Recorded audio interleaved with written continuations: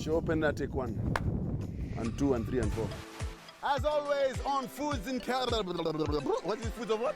Foods of Kenya. As always on Foods of Kenya, we go across the country to bring you the diversity of this great, beautiful land.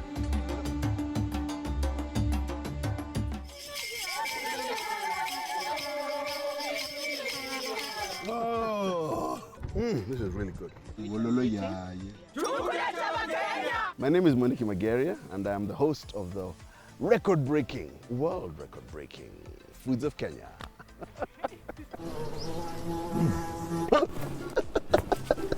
I got some on my tongue. When I was in Form 2, I wanted to be a chef.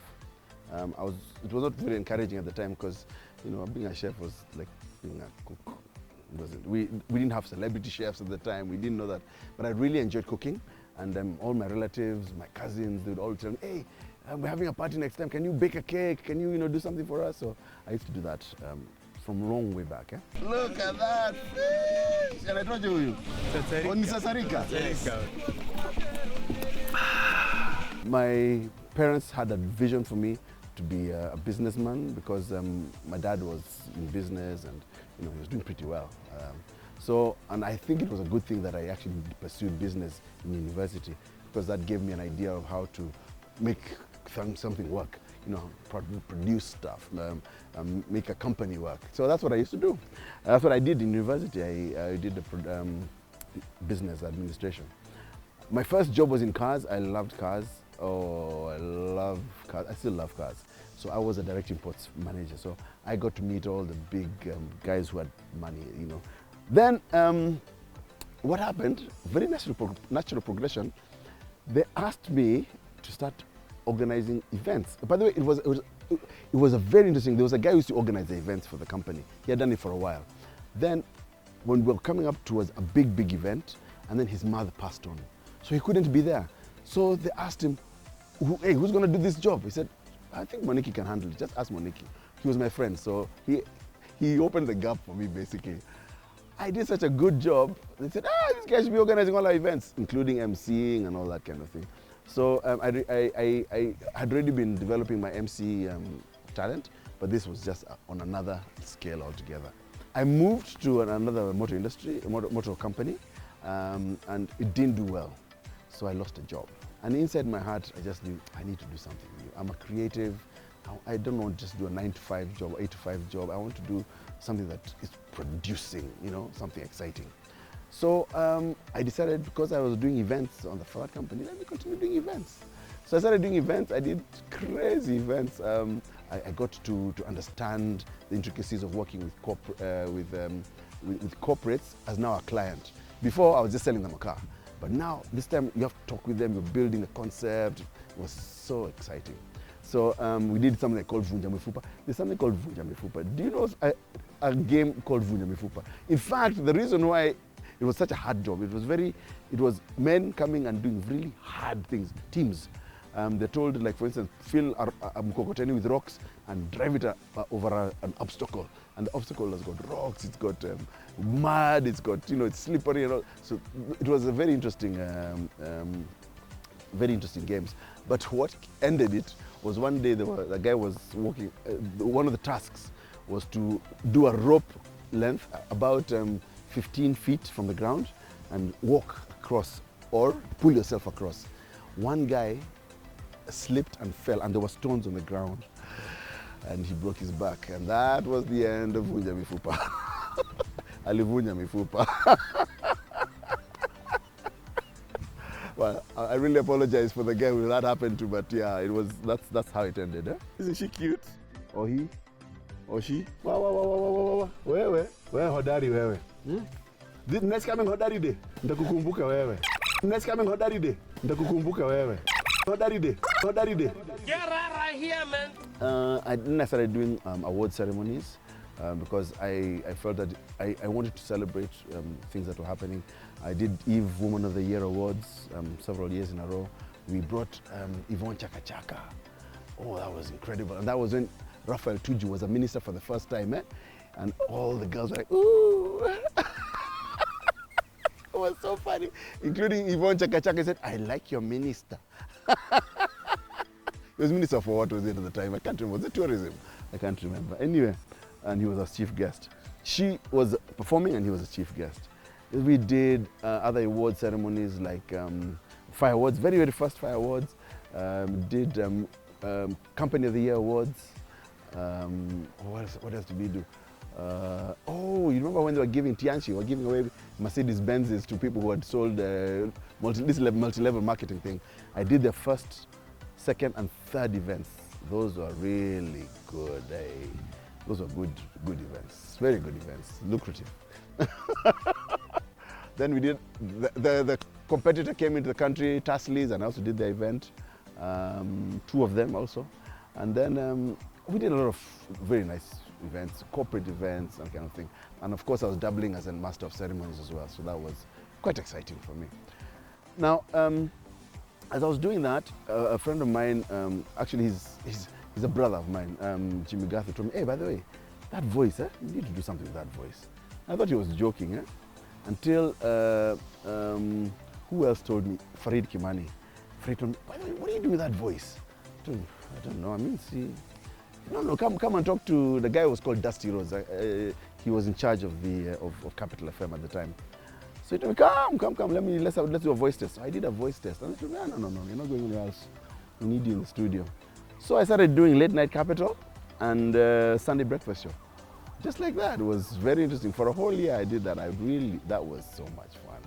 Then I decided, okay guys, I want to get back to my company now, but this time I want to get into TV production. So I went back to my company and we started trying to do productions. At the time, broadcasters were not ready for local content. We were still consuming a lot of international content. I spoke to a lot of program controllers and for them they said, no, the Kenyan quality is not really up standard and everything. But I got to meet a certain guy through a friend of mine. I was introduced to him by a friend of mine, his chairman actually. I met Patrick Kwaku. And I told him, boss, let's build Kenya. And I think at the time, there's a guy called Mborogo Gikunda was working with him. I really saluted Mborogo. And he said, let's give Kenya a try. So he commissioned a research. We went around the whole country and we saw, yeah, there's enough content to run. Let's start. So he gave me 1 hour every day for 365 days. Can you imagine that? That was the birth of Riverwood. Riverwood was born there because now I got all these guys together. I told them, what do we call ourselves? They said, River Road, no. Riverwood, of course. So from River Road came Riverwood. So let's go. So we started Riverwood and that was incredible. That was a very interesting year. The contribution that Patrick has done to local film industry is absolutely incredible because people now felt confident. The quality did not improve immediately, but guys felt confident because their stuff was being seen on TV and they were trying to improve. They were asking for more money, but of course that's the economies of scale is another story altogether. But yes, that was a key incident that changed the face of local entertainment in this country. Oh, I love it! Indigenous traditional digo vegetables, manga wanazi, which is cassava boiled with coconut milk, as well as matobosho. Hey, the digo's got dumplings, man. Moving on, I decided, you know what? I'm helping now others. I'm not being seen on TV. But it was a master stroke because just at that time, there was a big turn in the industry. Of course, you remember there was a big fight between the broadcasters and the government about free-to-air and what have you. So the monies was less, and there was no money flowing because people were not being, the advertisers were not advertising as much as they should have been advertising. So a lot of the stations now started not wanting to pay as much and that kind of thing, and not wanting to. They couldn't pay much because the advertisers were not bringing in money. So my role now as a distributor basically died. It was cut like one station that we had a big deal. We had a deal of about 220 million over 2 years deal. It just fell apart. They said we can't afford it, we can't do it. And I'd put in so much effort and time into it. It was heartbreaking. In fact, I had to go for counseling. It's for real, I had to go. It was crazy. At that point in time, I was not sure what to do next. I was struggling to keep the company afloat. It wasn't happening. Then this guy comes along, Eugene Bogu, and tells me, hey, you guy, you've got a very nice personality. So you come and try and host this show. I told him, will it take my time? I was like, I played diva. It's gonna take my time. You know, I think what I want to go is that direction. I'm trying to build my company again from the ashes. He told me, no, just try. You never know. If you like it, you like it. So we did the pilot for Get in the Kitchen, then I forgot about it. We did it in November. I can't remember what year, but it was November, 4 years ago, 5 years ago. And then a whole year later, exactly a year later, he told me, guy, we've gotten the deal. We're getting on air. I told him, eh? So I told him, okay, let's do it. So we started doing it. At first I was like, hey, you're taking too much of my time. You know, what's this? And then when I started realizing that when I started getting seen on TV, I was getting more jobs. Oh, okay. So that's how it works, huh? All right. There's a revolution on the rise. Men are getting in the kitchen. I'm making kuku vitamins. Too much heat. Too much heat. Is this my same recipe? So we did that for 3.5 years. And then one day we sat with Eugene and he asked me, Mwaniki, why are we always doing international food? Why are we always doing cuisine from outside the country? We don't have any local stuff. Well, there's some chefs who have tried, but he said, yeah, we need to find out. So we just started thinking, how can we get content from local? How can we get food that is local? So we tried Kosewe, you know, we tried different places. Yeah, it's local, but it's a bit more modern. You know, they might not allow us in their kitchen and that sort of thing. Said, by the way, do guys cook like that in shags? I said, we don't know how guys cook in shags. So he did some research. I was not involved in that part of the research. He went, did some research. He came and said, Mwaniki, we're doing foods of Kenya. In fact, he said, no, Mwaniki, we're doing foods of Africa. I told him, let's do this. I told him, but wait, hold a minute. Am I going to have to eat what they cook? He said, yes, you have to eat what they cook. Smoke. Smoke, I told you. And great food. So we started off, it was difficult at the beginning. And we shot the pilot 2 years ago. We tried knocking on doors, trying to sell it around. And one thing I've learned about the cycle of a TV show, you can do a pilot, but it takes a while to sell it. So there's seed, and there's time, then you can get the harvest. So I think people should be patient. When they do a pilot, just go knocking on doors. It might take 2 years, maybe a little longer, but if it's time, it comes, it happens. So 2 years later, KTN says, hey, you guys, this is a good idea. Let's do it. So we came, we met with Joe Munene. In fact, Joe Munene I talked to first. And he liked the idea, then he told me to go see Catherine. We went to saw Catherine Mwangi, and she said, okay, we like the idea. When can you start? Oh, okay. Right away. We only had one pilot. We can do that away. From Embu County, the Ameru people, from Embu County, the Ambera people and the Embu people, this is Kenya. Fruits of Kenya. It's been quite exciting going around the whole country and capturing the different cuisine from different communities. I'm trying to get in depth into their lifestyle, what their grandparents or great-grandparents used to cook and how they cooked. This is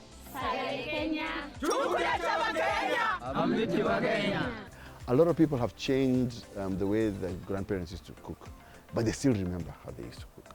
So when we ask them, how did they used to cook, they know. It's so interesting. It's interesting that people are still grinding their maize in posher mills, or even crazier, on the stone, the milling stone, and on mortar and pestle. They're able to still capture the food value of those different foods, and they're always fresh. You don't find people keeping things for too long. It's always fresh from the garden. The greens are always fresh from the garden. They know how to store foods and grains for a long time. Even things like arrowroots and sweet potatoes. They know how to dry them and keep them for long. Cassava, they dry them and keep them for long, and they can either make flour with them or use them, eat them, like particularly sweet potatoes. We arrive at our first shop where we shall be purchasing our sweet potatoes. Inaitwa makaji. Makaji. Makaji kitaita. Makaji. Bwana unauzaje hizi makaji? Makaji. Makaji nauza kama hivi. Moja kwa 100. We're learning so much. We're learning that the cuisine from Africa is not just the ugali, sukuma, and nyama. There's a whole lot of other things happening. There's bananas in all sorts of levels, including from the Swahili, something called ndizi wa kiume. And that is actually, I know what it is. It's a plantain that they cook, and then they put in tui. Tui is the milk from the coconut milk. And it is incredible. You taste that, it's like, I have arrived. You know, you think that calamari is international, you know, maybe Mediterranean food. We eat it here. The Digos eat squid. Like, yeah, let's eat squid, guys. Yeah, let's eat squid. You know what I'm saying? And that's called pweza. I see pweza. No, it's called ngisi. Ngisi. Ngisi. I can see through. It's translucent, not transparent, translucent. This is absolutely incredible. And in case you're wondering just how fresh our dear squid is, It's sucking, it can still suck. It sucked. It sucked my thumb. We have been eating these things for years, and yet we think that foreign cuisine or Western cuisine is better than ours. We have got incredible cuisine in Kenya. Unaona hii kaba yake ya mwisho ina keti kwa mgongo. Tunasikia uti wa mgongo kuvunjika. If you thought that plastic was man-made, God got it there before you. Do you know camel meat is leaner and has got less cholesterol than beef? Yeah, it's very, very nice. And the milk from camel has got less lactose, so that you can drink it direct from the cow. From the camel. You can drink it direct from the camel. You know, things that I would never have learned if we don't go out and find out these things. We found that a lot of communities cook and make brews, local brews, okay? And they use that. It is not for the young people. There's such a serious, what shall I call it, control in terms of who is allowed to take it and when they're allowed to take it. So I found that very interesting, as opposed to now when you find everybody's drinking and binging and getting drunk. And, you know, these guys, you know, it's culturally, it's very well controlled, and, you know, the wazés at this particular point in time is when they do it, you know. That has been a big eye-opener for me. And I think when they say if you don't have your roots, you don't know where you're going, you're a slave, I think that's true. We need to remember where we've come from. We need to, what shall I call it, reclaim our identity as Africans.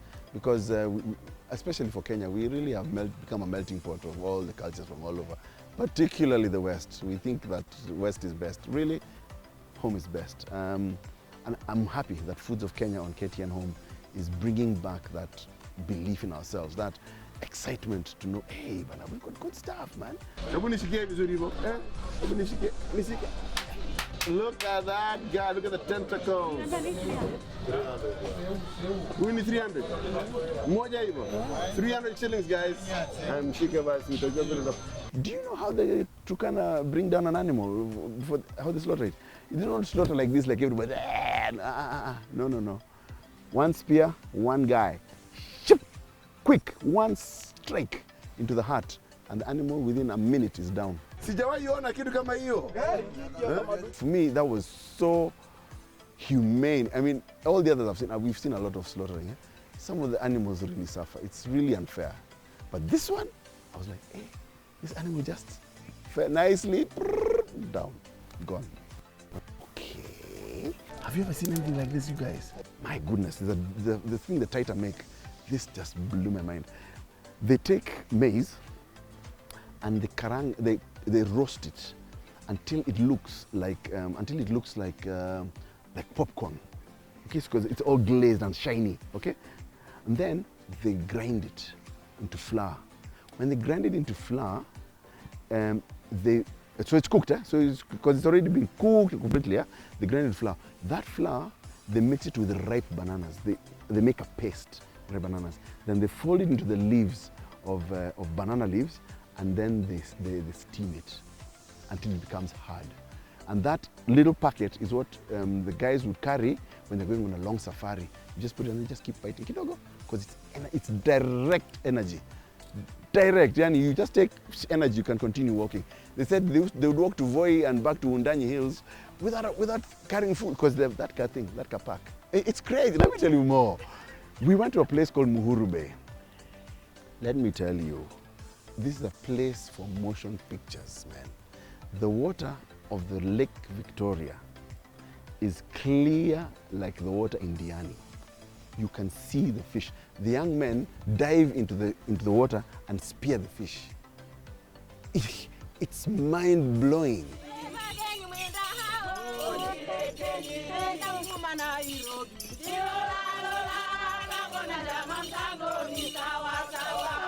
One of the things that we have depended upon in this industry for a long time is trying to deliver content to a broadcaster.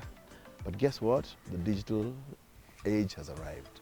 You can now put your content anywhere, and anyone in the world, anywhere, can watch it. I mean, if you put something on YouTube today, someone in Timbuktu, in Mali, can see it today. Do you know how much the cameras used to cost before? Cameras were costing minimum 2 to 3 million shillings. Yeah, it was expensive to get a good camera. Now with your iPhone or with a simple new smartphone, you're going to get yourself a very nice movie. Make sure you have good sound. You can build content. So guys are becoming overnight hits by doing content in their bedrooms, in their garages, in their kitchens. You know, they're doing this content and they're becoming visible right around the world. So the digital age has opened the platforms for young people. Young people now can do the content wherever it is. So get your content on YouTube, get your content on different platforms. There's Vimeo, there's so different, a whole host that you can put stuff on. The other thing that is really exciting for me right now is that Netflix, which is of course the #1 platform together with like Amazon and the others, are now looking to get content from Africa. The biggest signal that that is true is that they have actually employed a manager for Africa content, and none other than Dorothy Gatuba, Pala, good friend of ours. That shows you the commitment that now it's getting a bit even. We have a space.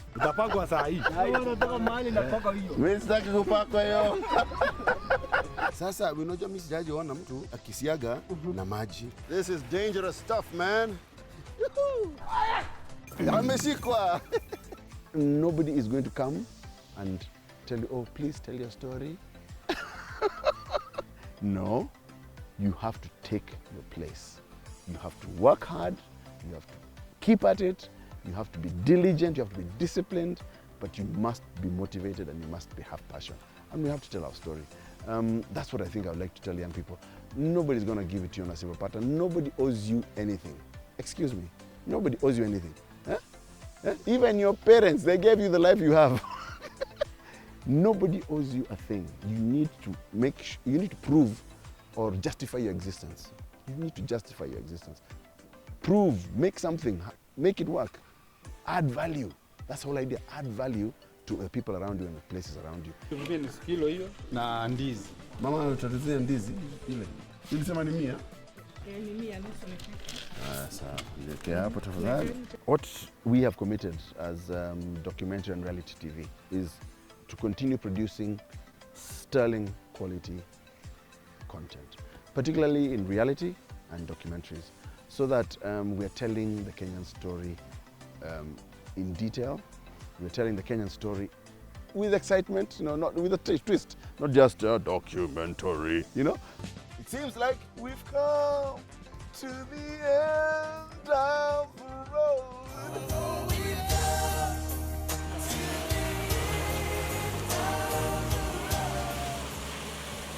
refusing to go down without a fight. I take the steering wheel, hoping to save the situation.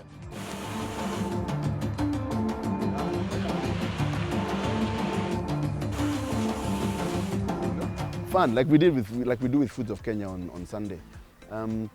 That's what we've committed to do, because we feel that is a very strong legacy that we can leave for our children. When we tell them that they've got beautiful foods out there, when we tell them that we love the culture from far-flung places that we've never known about, then there's understanding. That creates cohesion, that creates unity, it creates positivity. There's a little clip, and I know if you guys can watch it if you go to Twitter, there's a little clip of a kid.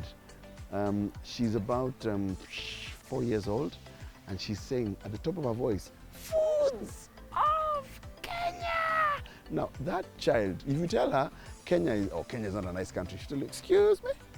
Kenya's a hot place, man. There's Foods of Kenya." That's what we need to be doing. I think as media, as storytellers ourselves in film, that's what we need to be doing. Doing stuff that makes us proud of ourselves, that gives us back our value, so that we can even when you value yourself, things like corruption don't come up. Because if you value yourself, you're not going to be corrupt. You say, "No, I can't do that." That's exactly where we need to come. It's a software we need to work on, not policing. This is my point. I'm being political now, sorry. But I'm not being political. It's just a psychological truth. If you take care of the psychology and the beliefs of people, then the behavior follows. It's as simple as that.